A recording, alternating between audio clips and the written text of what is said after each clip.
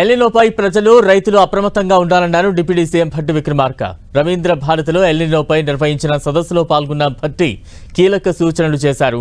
ఎల్నినోపై ప్రజలకు అధికారులు ఎప్పటికప్పుడు అవగాహన కల్పించాలన్నారు. తక్కువ నీటి వనరులతో కూడా రైతులు పంటలు పండించుకోవచ్చన్నారు. అలాంటి పంటలపై రైతులు దృష్టి పెట్టాలన్నారు. ఎల్నినోపై శాస్త్రవేత్తలు నిపుణులు సూచించిన మార్గాలను పాటించాలన్నారు. వర్షాభావం వల్ల విద్యుత్పై కూడా ప్రభావం పడే అవకాశం ఉంటుందని, ప్రజలు విద్యుత్తును పొదుపుగా వాడాలని సూచించారు.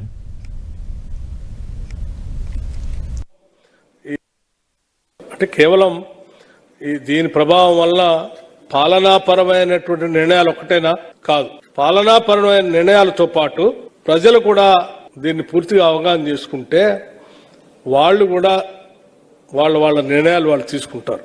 ఆ నిర్ణయాలు వాళ్ళు తీసుకునే క్రమంలో ఈ ఎల్నినో ఎఫెక్ట్ వల్ల ఉత్పన్నమైనటువంటి భారం ఏంటో పూర్తిగా అవగాహన అయితే ముందు జాగ్రత్తలు కూడా వాళ్ళు తీసుకుంటారు.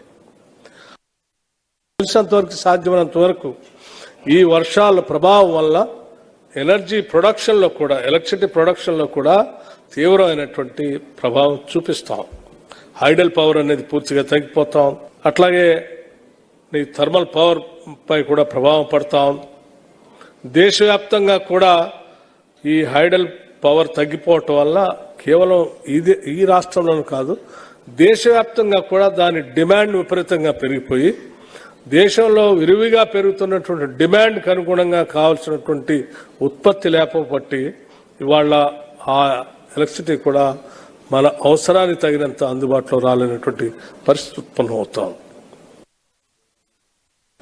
అందుకే ప్రజలందరూ కూడా సాధ్యమైనంత మేరకు సోలార్ పవర్ దొరికేటువంటి సమయాల్లో వారికి కావాల్సినటువంటి వాడకాన్ని కూడా ఆ సమయంలో ఎక్కువగా వాడుకుంటే, ఉదాహరణకి అగ్రికల్చర్ అవసరాలు కావచ్చు, లేకపోతే హార్టికల్చర్ అవసరాలు కావచ్చు, లేకపోతే ఇంకో రకమైనటువంటి అవసరాలు కావచ్చు, రాత్రిపూట వాడుకొని ఈ పంటలు పండించుకునేటువంటి రైతాంగ సోదరులు సాధ్యమైనంత మేరకు డే టైంలో సోలార్ పవర్ తక్కువ ధరకు దొరికే టైంలో మనం వాడుకోగలిగితే ఆ ఆర్థిక భారం ప్రజల పైన పడకుండా ఉంటుంది.